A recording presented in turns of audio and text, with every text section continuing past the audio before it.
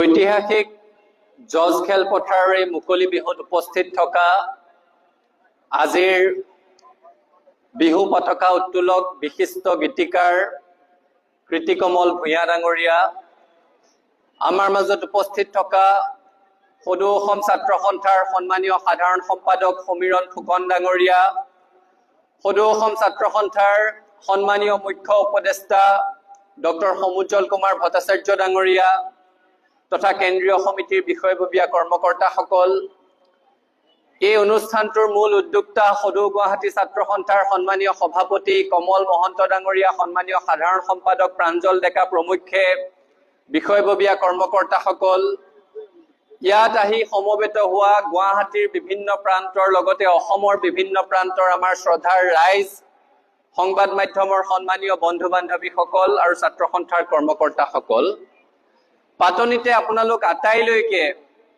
আমাৰ বাপতি সাহোন ৰঙালী বিহুৰ উলগ যাচিছো, সেৱা যাচিছো আৰু আশা কৰিছো যে বহাগে কঢ়িয়াব লগা এই নতুন বছৰটো অসমৰ খিলঞ্জীয়া মানুহৰ বাবে প্ৰাপ্তিৰ বছৰ হওক, সমৃদ্ধিৰ বছৰ হওক, প্ৰত্যাশাৰ বছৰ হওক। শ্ৰদ্ধাৰ ৰাইজ, যোৱা বছৰ আজিৰ দিনটোতে এই বিহু বাকৰিত থিয় হৈ আমি পাতিছিলো যে বহাগ আমাৰ বাবে বিশেষ, এই বহাগে কঢ়িওৱা নতুন বছৰটোৱে আমাৰ বাবে সুধাকণ্ঠ ডক্টৰ ভূপেন হাজৰিকাদেৱৰ জন্ম শতবৰ্ষ কঢ়িয়াই আনিছে। উদযাপন আৰম্ভ হৈছিলেই, কিন্তু আমি কোনেও এবাৰলৈও ভবা নাছিলো যে কালৰ চকৰি এইদৰে ঘূৰিব আৰু ঠিক এটা বছৰৰ পিছত আজি আকৌ এই দিনটোত এইখন মজিয়াত থিয় হৈ ক'ব লাগিব যে জুবিন গাৰ্গবিহীন প্ৰথমটো বহাগ। নিশ্চিতভাৱে যোৱা দুটা দশকতকৈ অধিক কাল বহাগ আৰু জুবিন গাৰ্গ উদযাপনৰ একেটা মুদ্ৰা ৰিপিঠি সিপিঠি আছিল, একেই নাম আছিল। গতিকে তেওঁৰ অবৰ্তমানত এইবাৰ বহাগ উকা, এইবাৰ বহাগ উৎসাহহীন, তথাপিতো জাতীয় উৎসৱটি আমি পালন কৰিব লাগিব।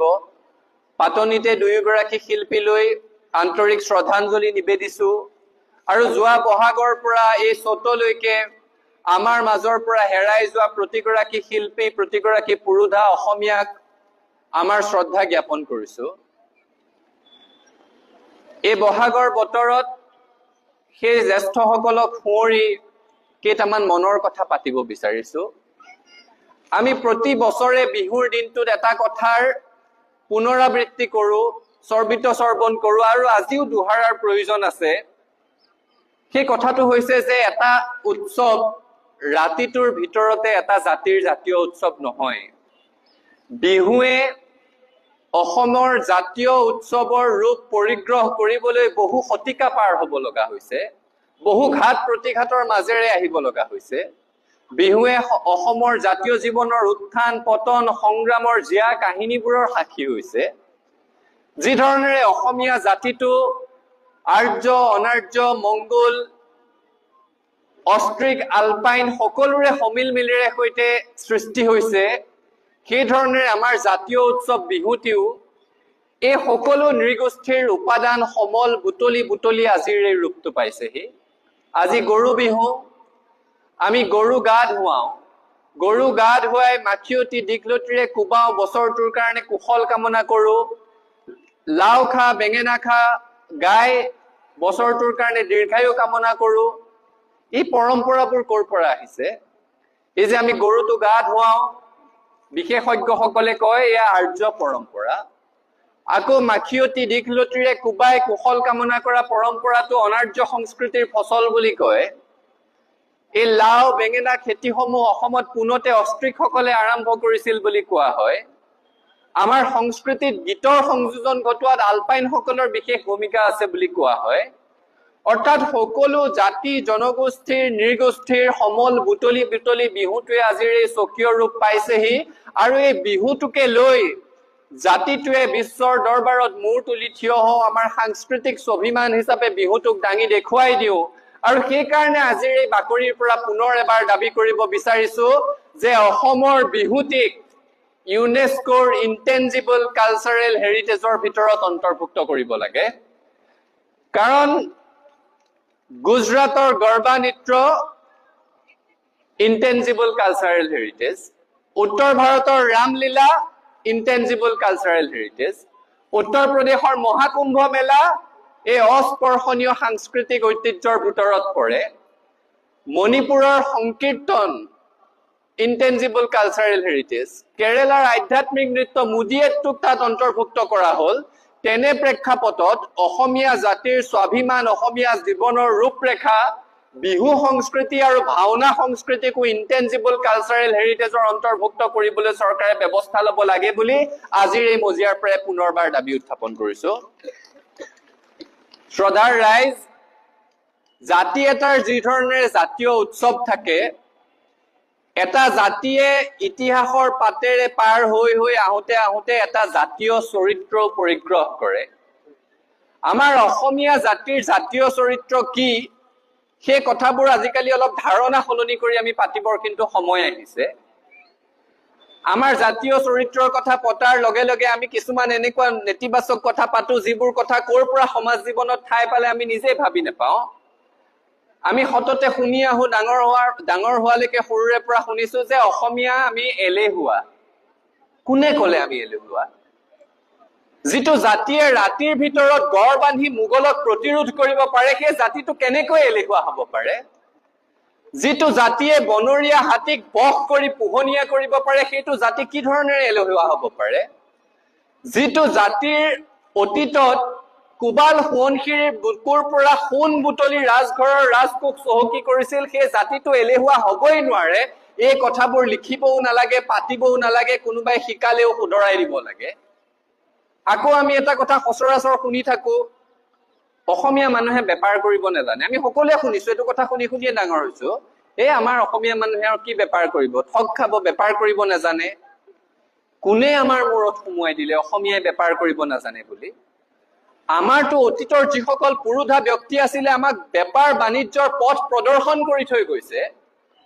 অম্বিকাগিৰি ৰায় চৌধুৰীয়ে পথাৰ বজাৰ দখল কৰাৰ সংকল্প দি থৈ গৈছে, বাট দেখুৱাই থৈ গৈছে। সাউদ ভোলানাথ বৰুৱাই সেই যুগতে বাণিজ্যে বসতে লক্ষ্মী কথাষাৰ সাকাৰ ৰূপ দি দেখুৱাইছিল। লক্ষ্মীনাথ বেজবৰুৱাক আমি সাহিত্যৰথী বুলি কলো, ৰসৰাজ বুলি কলো, কিন্তু স্বাধীনতাৰ পূৰ্বেই যে অসমৰ পৰা বাহিৰলৈ গৈ সফলতাৰে কাঠৰ ব্যৱসায় কৰি দেখুৱাইছিল, সেই কথাটো আমি নাপাতিলো। আমি ৰূপ কোঁৱৰ বুলি কলো জ্যোতিপ্ৰসাদ আগৰৱালাক, কিন্তু শ্ৰমিকৰ প্ৰতি দৰদ ৰাখিও যে চাহ বাগিচা চলাই দেখুৱাব পাৰে, তাৰ নিদৰ্শন ৰূপ কোঁৱৰে দেখুৱাই থৈ গৈছে। সেই কথাটো আমি আমাৰ নতুন প্ৰজন্মক নিশিকালো, আৰু আমি পাতি থাকিলো যে অসমীয়া মানুহে বেপাৰ কৰিব নাজানে। এই ধাৰণাবিলাক সলনি কৰিব লাগিব, আৰু সলনি কৰাৰ কথাও আমি বহাগতে পাতিব লাগিব। কাৰণ এই বিহুটোৰ লগত আমাৰ যি ধৰণেৰে সংস্কৃতি জড়িত হৈ আছে, আমাৰ অৰ্থনীতিও জড়িত হৈ আছে। আমি অতীজৰ পৰা শিক্ষা ল'ব লাগিব, শিপাৰ সৈতে সম্পৃক্ত হৈ আগবাঢ়িব লাগিব। চহকী জাতি আমি, যিখিনি সময়ত 1526 চনত বাবৰে পানীপথৰ যুদ্ধত খাৰ বাৰুদ গোলাৰ ব্যৱহাৰ কৰোতে গোটেই ভাৰতবৰ্ষৰ মানুহৰ চকু কপালত উঠিল, ইতিহাসত সেইটোৱে পঢ়ি থাকিল। আমি আমাৰ নতুন প্ৰজন্মক শিকাব লাগিব যে তাৰো 3 বছৰৰ আগতে 1523 চনত চুতীয়াসকলে খাৰ বাৰুদ গোলা ব্যৱহাৰ কৰাৰ নিদৰ্শন আমাৰ মাজত আছে। আমি প্ৰতিৰক্ষাৰ দিশতো এটা শ্ৰেষ্ঠ জাতি। আমি আধুনিক অৰ্থনীতিৰ কথা যেতিয়া পাতো, শ্বেৰ শ্বাহ ছুৰীয়ে আধুনিক অৰ্থনীতিৰ ভাৰতবৰ্ষত প্ৰৱৰ্তন কৰিছিল বুলি গুগলত পঢ়িবলৈ পাওঁ, আমাক ইতিহাসত পঢ়ায়। কিন্তু সমসাময়িকভাৱে যে 1555 চন মানতে কোচ ৰাজবংশীৰ ৰজা নৰনাৰায়ণে নাৰায়ণী মুদ্ৰাৰ সৃষ্টি কৰিছিল, নতুন অৰ্থনীতিৰ অসমত প্ৰৱৰ্তন কৰিছিল, সেই কথাবোৰ আমাৰ নতুন প্ৰজন্মক শিকাব লাগিব। বিশ্বজিৎ সিংহই তাৰ আগতো মুদ্ৰাৰ প্ৰচলন কৰিছিল বুলি কোৱা যায়, কিন্তু তাক বিচাৰি পোৱা যোৱা নাই। আমি যে চহকী জাতি, সেই কথাৰ উপলব্ধি কৰাব লাগিব। কাৰণ বিহুৰ সৈতে আমাৰ অৰ্থনীতি জড়িত হৈ আছে। আমাৰ অৰ্থনীতি সৰুৰে পৰা পঢ়ি আহিছো যে কৃষি সৰ্বোচ্চ অৰ্থনীতি, কিন্তু কৃষকৰ সমস্যাৰ কথা আমি কেতিয়া পাতিম? বিহুৰ লগততো কৃষকৰ সম্পৰ্ক আছে। আমি 7 বিহুৰ ভিতৰত তাঁতৰ বিহু পাতো, নাঙল বিহু পাতো, কিন্তু কৃষকৰ কথা কেতিয়া পাতিম? শিপিনীৰ কথা কেতিয়া পাতিম? কৃষি অৰ্থনীতি বুলি কওঁ, কিন্তু ভালদৰে 20% কৃষি মাটিতো আজিৰ তাৰিখতো জলসিঞ্চনৰ ব্যৱস্থা নাই। আমাৰ পৰা শ প্ৰজাতিৰ ধান হেৰাই গৈ আছে, সেই কথাবোৰ আমি নাপাতো। প্ৰজাতিৰ ধান ইতিমধ্যে হেৰাই গ'ল। জ্যোতিপ্ৰসাদ আগৰৱালাই গাইছিল, লিখিছিল, আমাৰ চকুলোৰে পানী দি জীয়ালো মানিকী মধুৰী ধান, তোমালৈ আনিছো জগতৰে হয় চেৰাও নিমাতি মান। এতিয়া আমাৰ প্ৰজন্মই মানিকী মধুৰী ধান ক'ত দেখিছো? সঁচ পাবলৈ নাই। আমাৰ কাৰণে আপোন হৈছে সোণা শক্তি, আমাৰ কাৰণে আপোন হৈছে বাসমতি। ক'ত সৃষ্টি হয়? পাঞ্জাৱ প্ৰভিন্সত, পাকিস্তানত। আমি আমাৰ থলুৱা চহা জীৱন হেৰুৱাই পেলাইছো, আৰু এই ধানবোৰ কিনাৰ নামত, এই চাউলবোৰ কিনাৰ নামত কিমান টকা বাহিৰলৈ গৈ আছে তাৰো হিচাপ আমি কেতিয়াও নকৰো। বিহু অহাৰ লগে লগে বিজতৰীয়া গামোচাৰ কথা পাতো। আমাৰ শিপিনীৰ তাঁতশালৰ গামোচা বেছি দাম কাৰণে বিজতৰীয়া গলবস্ত্ৰ কিছুমান পিন্ধো। এইকেইদিন দেখিব প্ৰশাসনে খুব অ'ত ত'ত গৈ সেইবোৰ জব্দ কৰিব। য'ত বিক্ৰী কৰাত স্পষ্ট নিষেধাজ্ঞা আছে, তেনে প্ৰেক্ষাপটত এই বিজতৰীয়া গলবস্ত্ৰসমূহৰ টেটু চেপা দিবলৈ যাওঁতে চৰকাৰৰ আৰু প্ৰশাসনৰ হাতত কিহৰ সুৰসুৰণি উঠে সেই কথাটো আমি নুবুজাকৈ থকা নাই। এই যেতিয়ালৈকে বিজতৰীয়া বস্ত্ৰবোৰ বন্ধ নহব তেতিয়ালৈকে আমাৰ শিপিনীৰ উত্তৰণ নহয়। এতিয়া ফাৰ্ম টু ফুড বুলি ধাৰণা আৰম্ভ হৈছে সমগ্ৰ পৃথিৱীতে। কি খাই আছো, কোনখন পথাৰত উৎপাদন হৈছে সেই কথা মানুহে জানিব লাগিব। কিন্তু আমাৰ এতিয়াও কৃষকৰ অৱস্থা যেতিয়া আমি চাওঁ, সেই পুৰণা ব্লেক এণ্ড হোৱাইট চিনেমাৰ দৰে এটা অৱস্থা। এই ৰূপৰ পৰিৱৰ্তন হ'ব লাগিব, আৰু এই কথাবোৰো বহাগত পাতিব লাগিব। এতিয়া এডভান্টেজ আছাম 2.0 আহিল, অসমলৈ বিনিয়োগ আহিল, আমি আদৰিছো। কিন্তু আমি এটা বুনিয়াদী প্ৰশ্ন ৰাখি থব বিচাৰিছো যে 5 লাখ কোটি টকাৰ বিনিয়োগৰ কথা কৈছে, তাত যে হাজাৰ হাজাৰ লাখ লাখ তাত চাকৰিৰ সৃষ্টি হব, এই চাকৰিবোৰ কোনে পাব? নে কেৱল তৃতীয় বৰ্গ চতুৰ্থ বৰ্গৰ চাকৰিবোৰত অসমীয়া মানুহে চাকৰি পাব, আৰু তাৰ বাবে যিবোৰ কাৰিকৰী পদ লাগে, উচ্চ পদস্থ বিষয়া লাগে, সেইবোৰ বাহিৰৰ পৰা আহিব নেকি? প্ৰশ্নটোৰ উত্তৰ লাগে। আমি নিবিচাৰো যে অসমে মাটি দিম, অসমে পানী দিম, ইয়াত বিনিয়োগ হব, ইয়াত উদ্যোগ হব, আৰু সেই উদ্যোগত সৃষ্টি হোৱা সংস্থাপনসমূহত কোনোবাই চকীত বহি বেলটো বজালে পানীৰ গিলাচটো লৈ সোমাই যোৱা মানুহজনহে কেৱল অসমীয়া, আৰু সেই বেল বজাই দিয়া মানুহজন মহাৰাষ্ট্ৰৰ ফালৰ পৰা আহক, অন্ধ্ৰপ্ৰদেশৰ ফালৰ পৰা আহক, সেই পৰিৱেশ আমি নিবিচাৰো। আৰু সেইকাৰণে আমি কৈছো যে যিসমূহ বিষয় পঢ়িলে সেই উদ্যোগসমূহত চাকৰি পাব, যিসমূহ বিষয়ত ডিগ্ৰী থাকিলে সেই কাৰিকৰী পদসমূহত অসমীয়া যুৱক যুৱতী মকৰল হ'ব পাৰিব, সেই বিষয়সমূহ আমাৰ শিক্ষানুষ্ঠানসমূহত পঢ়াবলৈ আৰম্ভ কৰিব লাগে। আৰু তাৰ কাৰণে চৰকাৰে ইণ্ডাষ্ট্ৰী একাডেমিয়া লিংকেজ স্থাপন কৰিব লাগে। এই দাবীও আজি এই বিহু বাকৰিৰ পৰা পুনৰ উত্থাপন কৰিছো। হিতাধিকাৰী সৰ্বোচ্চ জাতি কিন্তু আমি দীৰ্ঘদিন ধৰি জীয়াই থাকিব নোৱাৰিম। এই কথাটো ক'লে আমাক বেয়া পায়, এপাত খেল এৰি দিয়ে আমালৈ। খেলপাত কি? যে অসমীয়া জীয়ৰী বোৱাৰীয়ে 1250 টকা পালে তহঁতে বেয়া পাও নেকি? কিয় বেয়া পাম? আমাৰ আই মাতৃসকলে, আমাৰ বাইদেউসকলে পইচা পালে আমি ভাল পাওঁ, কিন্তু 1250 টকাত আজিৰ তাৰিখত পায় কি? আমি সেইকাৰণে কৈ আছো যে হাতে হাতে এটা কাম দিয়ক, কামৰ বিনিময়ত পইচা দিয়ক, যাতে উৎপাদন শক্তিৰো অপচয় নহয় আৰু অৰ্থনীতিৰো উন্নতি হয়। আমাৰ চৰকাৰ চাব, যি দলেই নহওক, ৰাজনৈতিক দলসমূহে সচৰাচৰ আহোম সাম্ৰাজ্যৰ কথা কয়, হেংদাঙৰ কথা কয়, কিন্তু আহোম সাম্ৰাজ্যৰ পৰা শিকিবলগীয়া বাকী কথাবোৰ নিশিকে। আহোম স্বৰ্গদেউসকলে বিনা পৰিশ্ৰমে পাৰিশ্ৰমিক এই ধাৰণাৰ পৰিপন্থী আছিল। আমি পিপু শিশু সাধু সকলোৱে শুনিছো, ধুদৰ আলি নিৰ্মাণ কৰিছিল। মানে লক্ষ্য কি? ধুদ হৈ কোনো জীয়াই থাকিব নোৱাৰিব, কাম কৰিবই লাগিব। আমি পাইক প্ৰথাৰ কথা শুনিছিলো, প্ৰতাপ সিংহই কি সুন্দৰকৈ আগবঢ়াই লৈ গৈছিল পাইক প্ৰথা। তাৰ উদ্দেশ্য কি আছিল?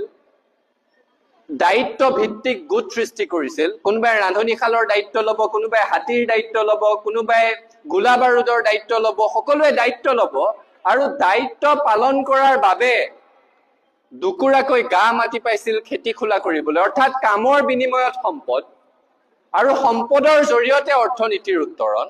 আহোম সাম্ৰাজ্যৰ পৰা সেই কথাওতো আমি শিকিবলগীয়া আছে। এই কথাকেইটা কলো কাৰণ বিহুৰ সৈতে আমাৰ অৰ্থনীতিৰ সম্পৰ্ক আছে, আৰু আমি সকলোৱে জানো বিহু আমাৰ সাংস্কৃতিক আধাৰ। সংস্কৃতিৰ কথা যেতিয়া পাতো মই প্ৰাসংগিক হ'ব বুলি এটা সাংস্কৃতিক আগ্ৰাসনৰ কথাও পাতিবলৈ বিচাৰিছো।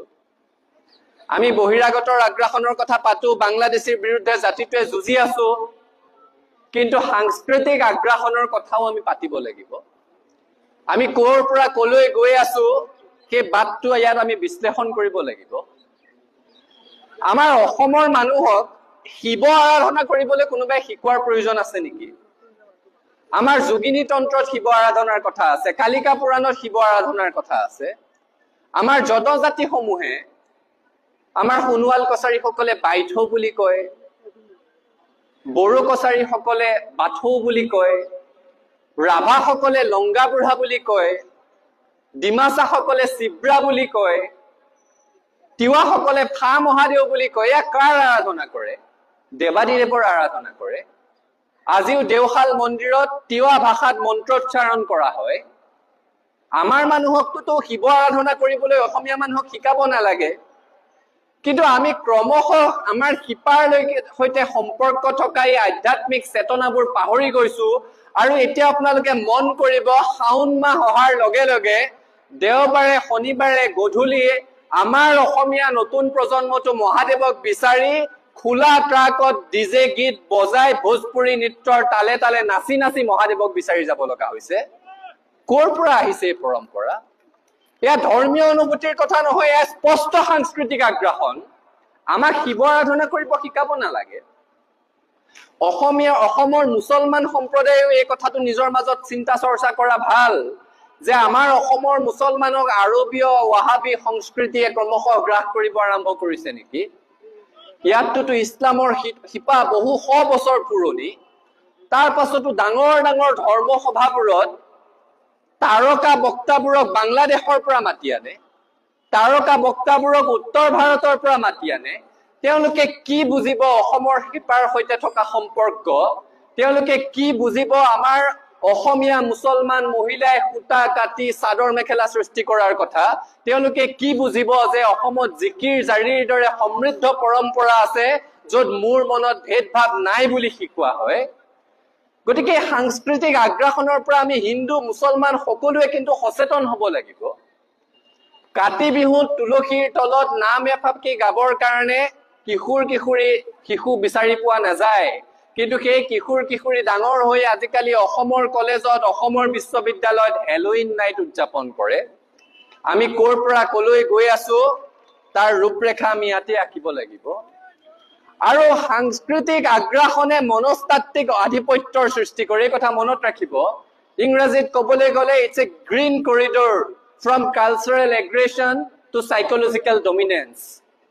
আমি সাংস্কৃতিকভাৱে আত্মসমৰ্পণ কৰিছো কাৰণে মনস্তাত্ত্বিকভাৱে আধিপত্য বিস্তাৰ কৰিবলৈ সৃষ্টি কৰিছে। নহলে কাৰোবাৰ সাহস আছে ফাঁচী বজাৰত অসমীয়া জীয়ৰীৰ কাপোৰত হাত দিবৰ কাৰণে? কাৰোবাৰ সাহস আছে বাহিৰৰ পৰা কৰ্মচাৰী হ'বলৈ আহি পেট্ৰল পাম্পত অসমীয়া যুৱকক গুৰুলকৈ পিটিবৰ কাৰণে? আমি শান্তিপ্ৰিয়, আমি আইন শৃংখলা মানি চলো, কিন্তু বহাগৰ বতৰত এনে অপশক্তিসমূহকো সকীয়াই দিব লাগিব যে খবৰদাৰ, অসমীয়া মানুহৰ সংযম আৰু সৰলতাক দুৰ্বলতা বুলি ভাবিলে সেই স্বাভিমান, সেই গৰ্ব, সেই অহংকাৰ নেফানেফ হৈ যাব আৰু অসম এৰি মানুহ গুচি যাবগৈ লাগিব। আমি চৰকাৰ প্ৰশাসনক কৈছো, এইবোৰ নিয়ন্ত্ৰণ কৰক। অসমৰ মানুহক বাধ্য নকৰিব নিজৰ শান্তিপ্ৰিয় চৰিত্ৰৰ পৰা আঁতৰি আহিবৰ কাৰণে। আৰু ৰাইজেও সচেতন হ'ব লাগিব। সেই আধিপত্যবাদী মনবোৰৰ পৰা আমি নিজকে আঁতৰাই ৰাখিব লাগিব, স্বতন্ত্ৰ কৰি ৰাখিব লাগিব। এই কথাখিনি বিহুৰ বতৰত পাতিছো। তাৰ সমান্তৰালভাৱে নিৰ্বাচন পাৰ হৈছে, এবাৰ ভাষাক লৈ বহুত চৰ্চা হৈছে। ঠিকে আছে, চৰ্চা হোৱা উচিত। আমি ধ্ৰুপদী ভাষাৰ মৰ্যাদা লাভ কৰিলো। ধ্ৰুপদী ভাষাৰ মৰ্যাদা লাভ কৰাৰ লগে লগে আমি যি ধৰণেৰে আগবাঢ়িব লাগিছিল ভাষাটোক লৈ আগবঢ়া নাই। আমাৰ সৈতে একেলগে ধ্ৰুপদী ভাষাৰ মৰ্যাদা পোৱা বাকী ভাষাসমূহ যিসমূহ ৰাজ্যত কয়, সেই ৰাজ্যসমূহত সেই ভাষাৰ গৱেষণাৰ বাবে নতুন নতুন কাম আৰম্ভ হৈছে। সেই ভাষাবোৰক ৰাষ্ট্ৰীয় পৰ্যায়লৈ লৈ যাবৰ কাৰণে নতুন নতুন কাম আৰম্ভ হৈছে। অসমতো সেই কাম হ'ব লাগিব। ইউনিকোডত আজিলৈকে অসমীয়া ভাষাটোৱে স্বতন্ত্ৰ স্বীকৃতি এটা পোৱা নাই। আমি ধ্ৰুপদী ভাষাৰ মৰ্যাদা পোৱাৰ লগে লগে আমি যে কোনো ভাষাৰ ঠাল ঠেঙুলি নহয় সেই স্বীকৃতি আমি পালো এক মানসিক পৰাধীনতাৰ পৰা আমি মুক্ত হলো কিন্তু আমাৰ লিপিটোৱে এতিয়াও সেই স্বতন্ত্ৰ মৰ্যাদা পোৱা নাই আৰু তাৰ কাৰণে জ্যেষ্ঠসকলক যিসকলৰ এই বিষয়ত অধ্যয়ন আছে তেওঁলোকক দায়িত্ব ল'বৰ কাৰণে অনুৰোধ জনাইছো ছাত্ৰ সন্থাৰো যদি কিবা কৰোণীয় আছে আমাক আগবঢ়াই দিবৰ কাৰণে আদৰ্শৰ বাট দেখুৱাবৰ কাৰণে অনুৰোধ জনাইছো শেষত মই এটা প্ৰত্যাশাৰ কথাৰে এই কথাখিনি সামৰিব বিচাৰিছো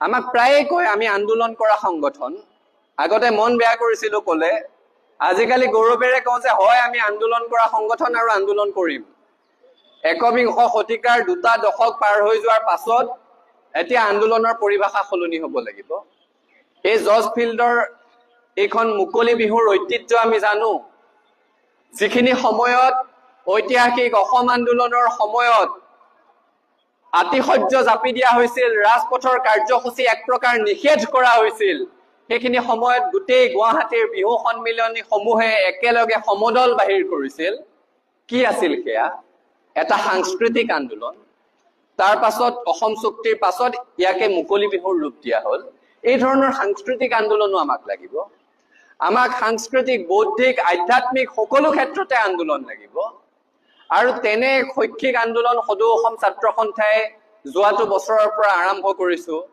আমি প্ৰায়ে পাতি থাকো যে আমাৰ খিলঞ্জীয়া মানুহৰ মাজত আমাৰ অসমৰ পৰা ভাল দক্ষ আইএছ বিষয়া নোলায় আইপিএছ বিষয়া নোলায় এই কথাটো কেৱল পাতিয়ে আমি সামৰিব বিচৰা নাই সেইকাৰণে হাতে কামে লাগিছো আপোনালোকে জানি ভাল পাব যে যোৱা বছৰৰ পৰা সদৌ অসম ছাত্ৰ সন্থাৰ উদ্যোগত এক বাছনি পৰীক্ষাৰ জৰিয়তে বাছি সমগ্ৰ অসমৰ পৰা ২৬ গৰাকী ছাত্ৰ ছাত্ৰী আৰু উত্তৰ পূৰ্বাঞ্চলৰ আন ৰাজ্যসমূহৰ পৰা ২ গৰাকীকৈ মুঠ ১৪ গৰাকী অৰ্থাৎ মুঠতে ৪০ গৰাকী ছাত্ৰ ছাত্ৰী যুৱক যুৱতীক ইউপিএছচিৰ অসামৰিক সেৱাৰ পৰীক্ষাৰ প্ৰশিক্ষণৰ বাবে আমি দিল্লীত বিনামূলীয়াকৈ প্ৰশিক্ষণৰ ব্যৱস্থা কৰি দিছো তেওঁলোকৰ নামভৰ্তিৰ সম্পূৰ্ণ মাচুল আমি বহন কৰাৰ লগতে দিল্লীত থকা সময়খিনিত তেওঁলোকক মাহে ১২,০০০ টকাকৈ আমি এক জলপানী দিয়াৰো ব্যৱস্থা কৰিছো আমাৰ লক্ষ্য এটাই অসমৰ পৰা দক্ষ প্ৰশাসনিক বিষয়া সৃষ্টি হ'ব লাগিব আৰু অসমত প্ৰতিযোগিতামূলক পৰীক্ষাত বেছিকৈ ছাত্ৰ ছাত্ৰী বহাৰ এটা পৰিৱেশ সৃষ্টি হ'ব লাগিব বিহাৰৰ পৰা এটা বছৰত প্ৰিলিমছত বহে ৪৪,০০০ ছাত্ৰ ছাত্ৰী আমাৰ সংখ্যাটোৱে পাবলৈ নাই